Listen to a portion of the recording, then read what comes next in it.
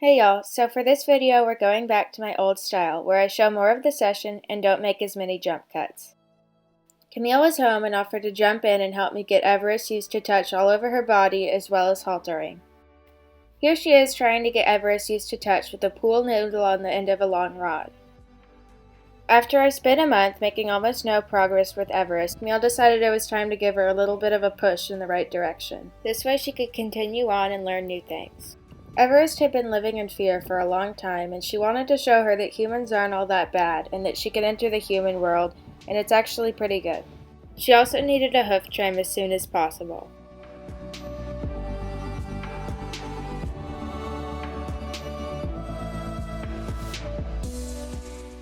I only really filmed a fraction of this session, but it was pretty much just what you see here repeated again and again.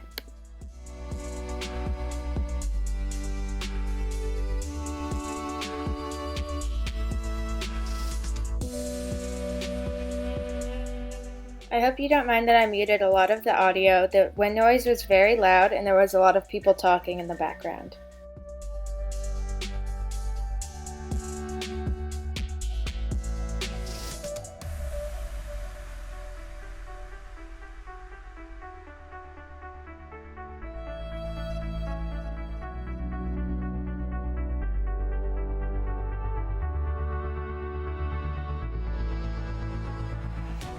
I'm going to speed a lot of this up so I can still show you some of the repetition that she did, while also not making this video too long. Just keep in mind this is still only a fraction of this training session.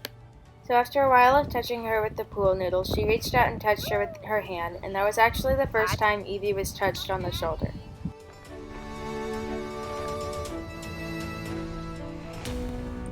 We came back later that day and tried sort of an unconventional method of getting the halter on.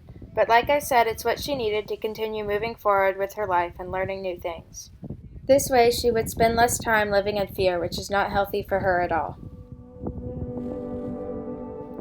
So here she had the string of the rope halter tied onto the end of a carrot stick, and the string taken off the carrot stick tied onto the other part of the halter so that it could go around her face from a distance. Like I said in my last video, with the future skittish Mustang, I would probably look into doing other things first, like positive reinforcement, in order to gain her trust and continue moving her training along. But I had done about everything I could think of at the time. Now I have more tools in my training toolbox for future horses. In the future, I might try something like self-haltering with positive reinforcement.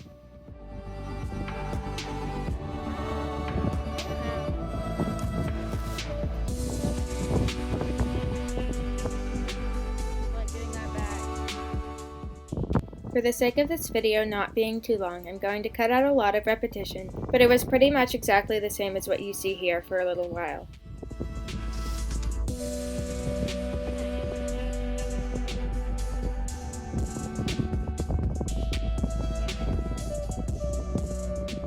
I stepped into the round pen not long after that so I could finish what Camille started.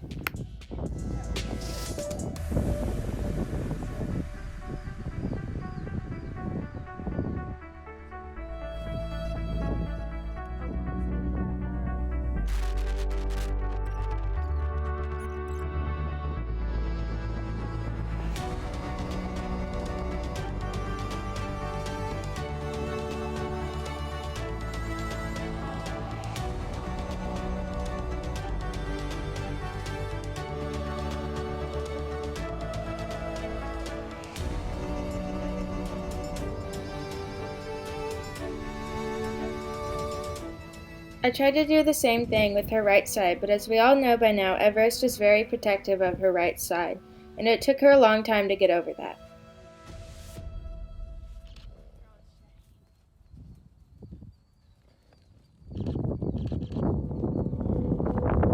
Oh wow, her shot looks good on camera.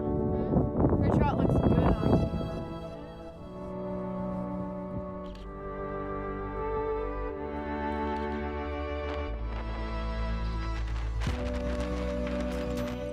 If you think about it, it's not that different to people getting the halters put on in the chute. A lot of people have them put the halter on in the chute as it's a little easier and makes the journaling process a little bit smoother. I really wanted her to get a trim as soon as possible as her hooves were getting a bit long. Even if I would definitely try to do things differently now, I was doing what I could with the knowledge I had.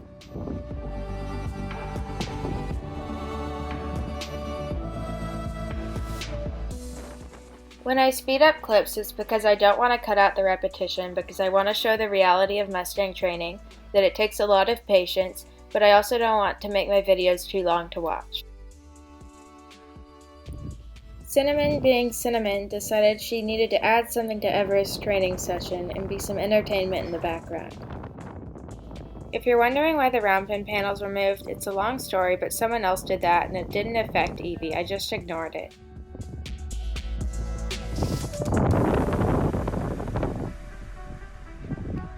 Yeah.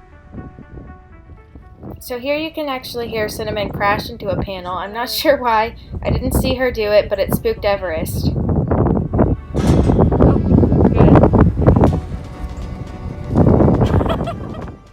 The halter just fell off her face and I picked it up off the ground after that. Once the halter was most of the way on her face, it was just a matter of taking the extra ropes off and the carrot stick off so that I could put the halter fully on. I didn't end up tying it that night because it had already been a long training session and she was ready to be done. Just let it slide right down.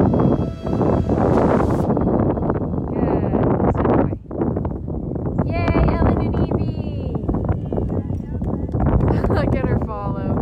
She's such a good girl. Alright, so the next day I started off with some of the same stuff.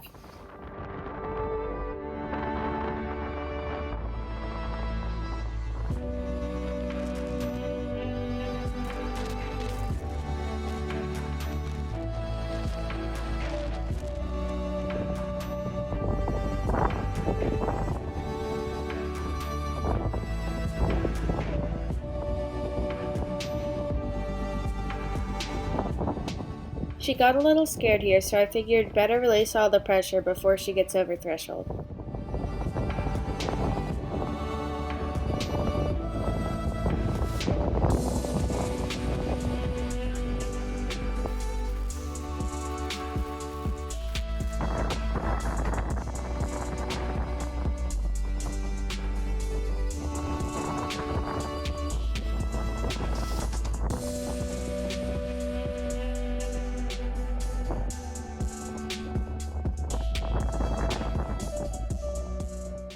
I gave her some time to just chill out, as well as giving her some hay.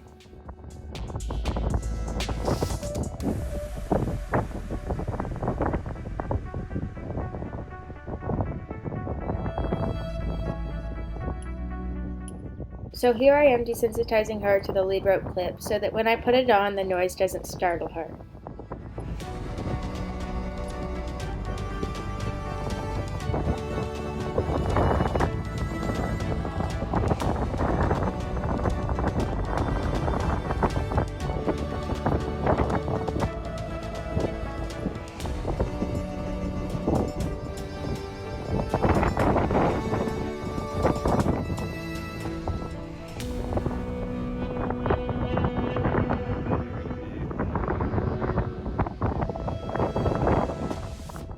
I ended up just taking the halter off afterward because it had been such a long training session already.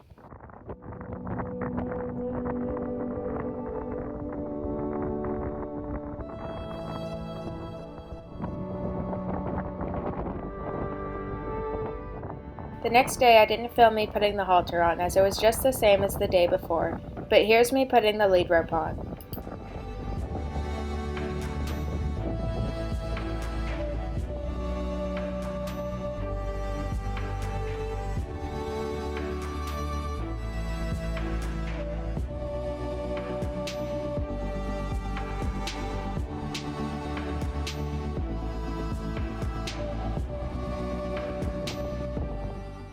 The best way for them to figure out halter pressure is out away from you so that they don't hurt you. The idea here is for her to step on the halter and then realize she has to stop and back up.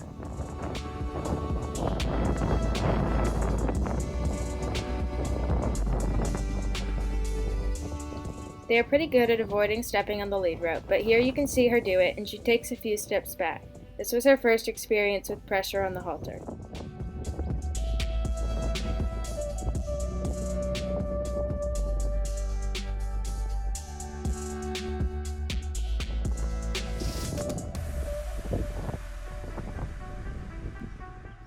She wasn't really stepping on it, so it was time to start using it myself.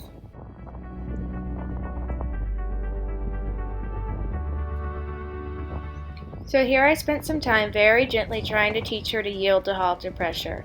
Horses are naturally programmed to brace against pressure and actually fight against it. But if you teach them gently from the start that they can yield to soft, light pressure, then you'll never have to get louder than that. Of course, not everything goes perfect, as you'll see in a minute, but here I am doing my best to make things go smoothly. I never want to throw her into the deep end and ask her for something she's not ready for yet, so I'm just trying to do my best to prepare her for the future. Of course, big dramatic reactions can still sometimes happen, but I do try and prevent them as much as possible.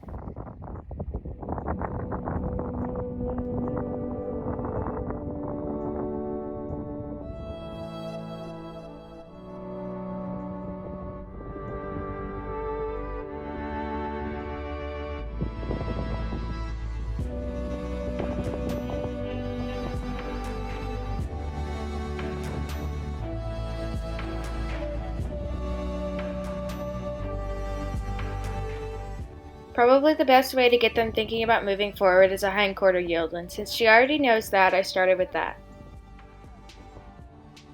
Again, in an attempt to make things go as smoothly as possible, I spend a lot of time giving her breaks and making her realize what she just did was good and that she should do it again.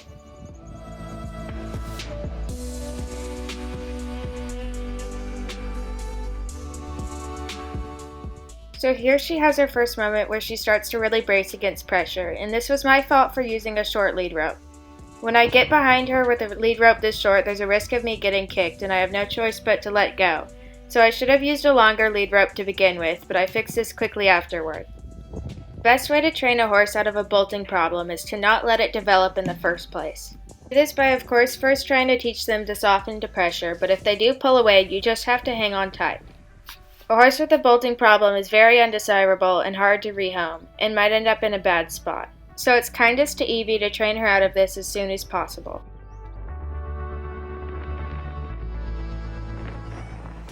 So of course for my safety and hers I needed a longer lead rope, and so I put one on. So a good way to get a horse started on leading forward is to go back and forth from one hindquarter yield to the other, and eventually they start putting it together.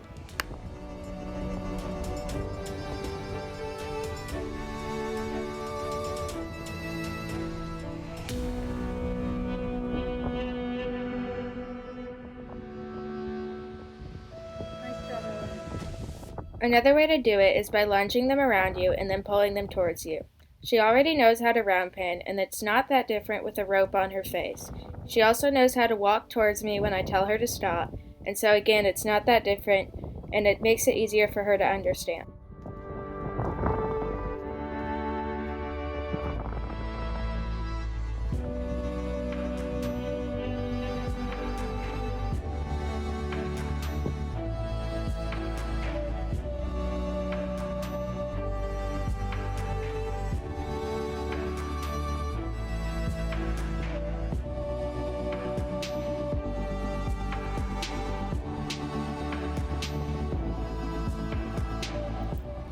So in this video, I'm doing a lot of rewarding her for just looking at me because that shows that she's yielding to the halter pressure as I'm sort of pulling her towards me.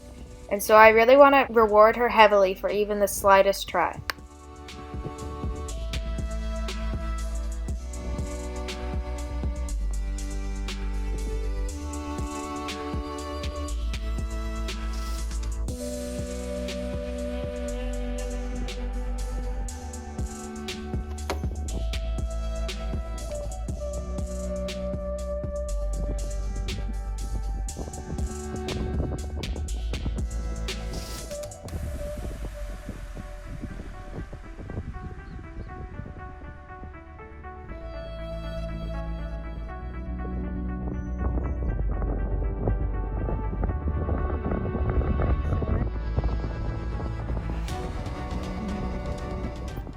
So I'm trying to use alternating pressure on the lead rope to encourage her towards me by bumping on the lead rope, but I ended up confusing her. I was definitely sending her mixed signals here.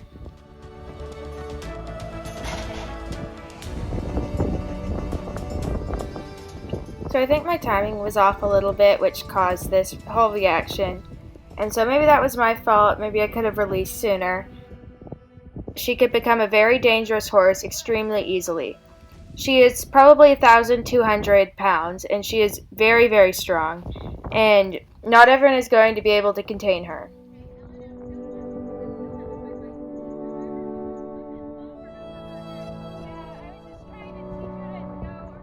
She's definitely confused, and she's only reacting this way out of fear because, like I said, horses' natural reaction to pressure is to brace against it and to fight against it.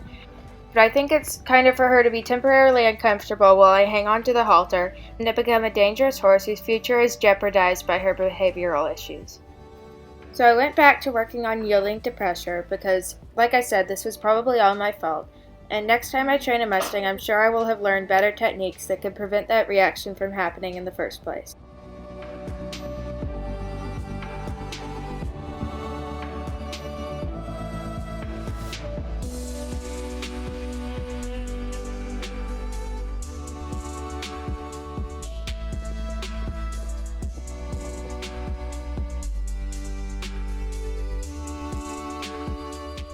So here I was trying to use the whip to guide her to yield her hindquarters, as like I said, that's a good way to introduce leading, as it's taking something she already knows and turning it into something new.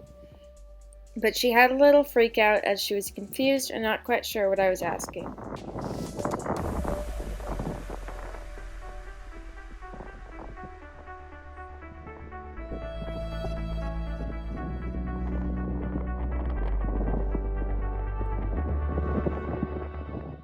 I just wanted to remind her that everything's okay and I'm not expecting anything huge of her, and it's okay if she messes up along the way.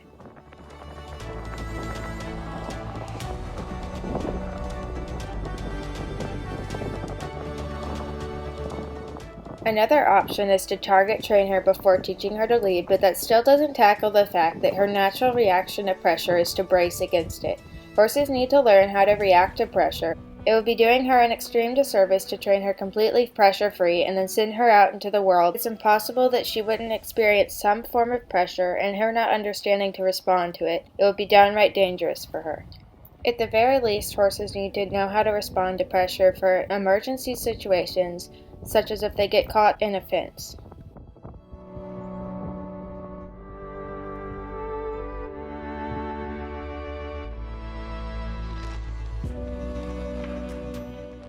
So one mistake I made here is I should have bumped on the halter more rhythmically so it would be easier for her to expect when the next bump would come and then think about responding to it. So I think I may have been sending her mixed signals here, which was my fault, but again I was trying to get her to yield her hindquarters, and she ended up pulling. But here when she yielded to the pressure is when I released. Horses learn from the release of pressure, so the bigger the release, the more they learn. You can see her licking and chewing and starting to calm down. And here she's realizing that walking forward is really the right thing to do.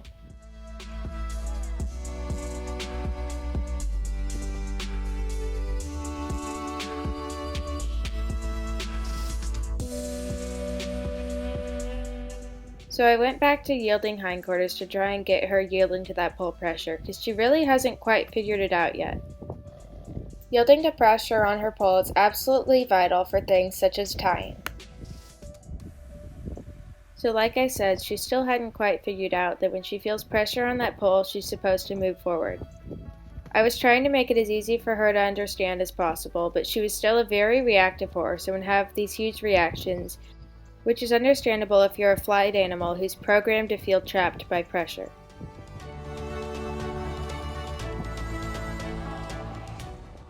I was trying to see how she would react to me arcing around to her right side, but this ended up being a huge learning moment, as you can see. Instead of leaning on that halter and putting steady pressure on it, I bump and release, which is a lot easier for her to understand, and instead of bracing against it, she has to actually think about responding to it. This is when she finally figured out what pull pressure means. That was her huge breakthrough moment, and it was all downhill from there. And so I unclipped the lead rope and gave her a 20-minute break as well as some hay. When I came back just to see if she remembered what she learned, she was absolutely amazing, as you can see.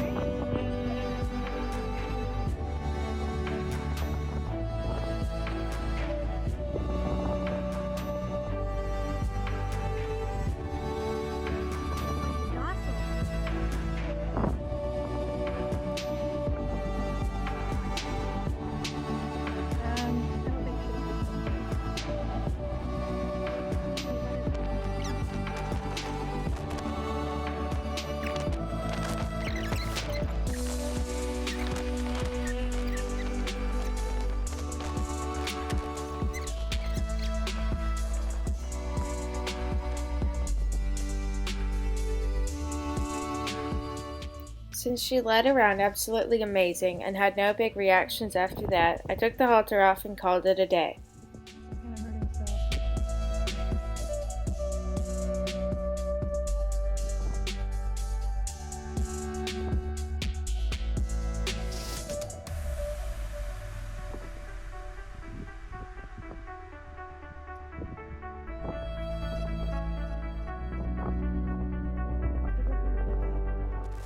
So here is just a brief glimpse into our training session the next day. It was really the same as what you had seen previously, but I wanted to show how much repetition goes into training a Mustang.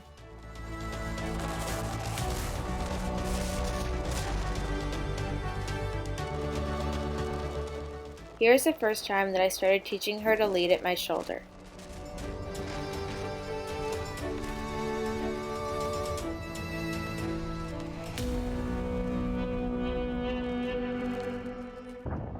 So I started teaching her to lead where I'm moving around her and she's turning in circles on the inside. It's a little bit harder for her to understand, but she gets the hang of it eventually.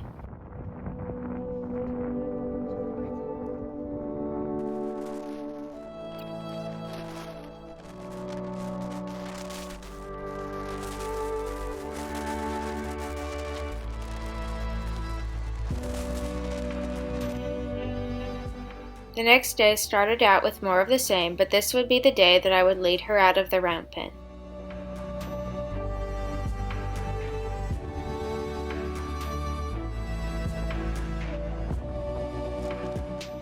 At this point I was working on getting her to stop without spinning around me.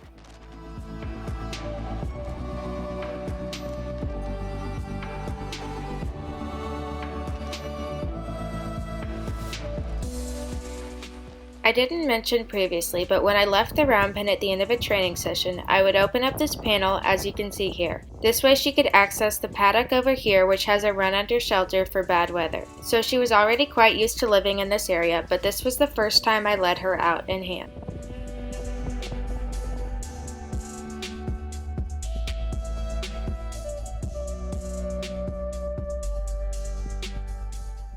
She was a little nervous as she hadn't been led around in such a wide open space before.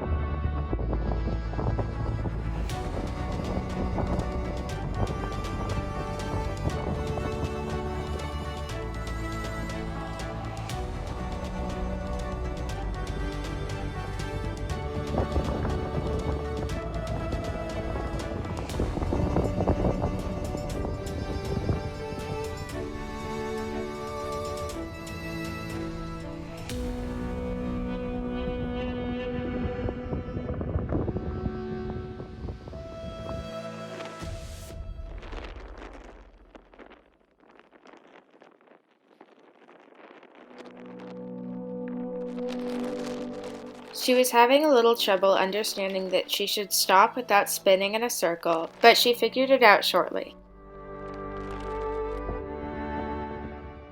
I'm holding out my left hand to block forward motion, and I'm holding onto the lead rope with my right hand to stop her from going sideways. It worked really well, and this was when she finally understood.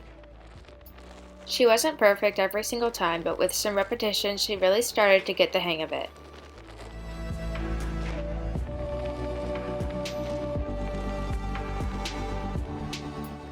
I then sent her around me a little bit, led her around some more, and then called it a day.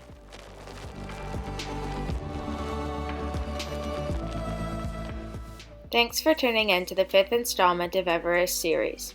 She's a really smart girl and she learned a lot in this video. And don't forget to subscribe so you can watch the rest of her progress. She's learned a whole lot since these videos, and I'm really excited to get caught up on the rest of her series. She will also be available for sale soon and will probably be posted here as well as on my Instagram.